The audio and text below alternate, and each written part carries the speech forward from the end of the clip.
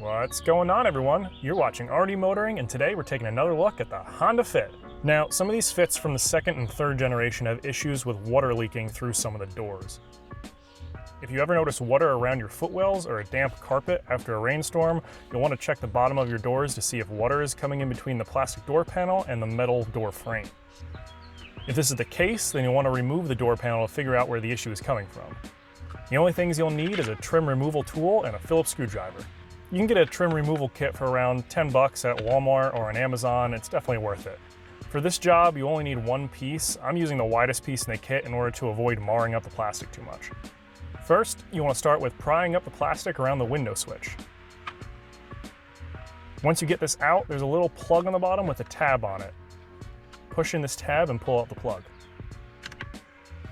Next, take your Phillips screwdriver and remove the two screws in the door, one underneath that switch panel and one by the door handle.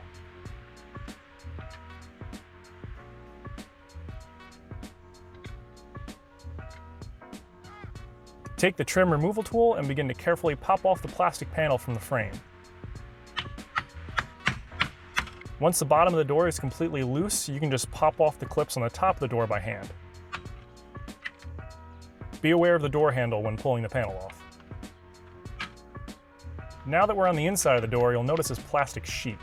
This is supposed to keep water from splashing on the inside of the door panel when water falls down through the window seal. Now, sometimes water will leak through the bottom of the speaker, so you'll want to make sure that there's no issue there. Now, what happens most of the time is the plastic sheet will separate from its weather stripping. It's supposed to go through this strain, but if the sheet isn't attached, then it will just leak through the bottom. Make sure the sheet is properly adhered to the weather stripping in order to avoid this issue. I'd go around the entire seal to make sure there's no gaps. When putting the panel back on, be aware of the plastic clips in the back and make sure none of them are broken. Pull the door handle out and slip the panel into place. Once you line up the clips, it's as easy as snapping them in. Take the larger of the two screws and put it back near the window switch. The smaller screw goes up near the door handle.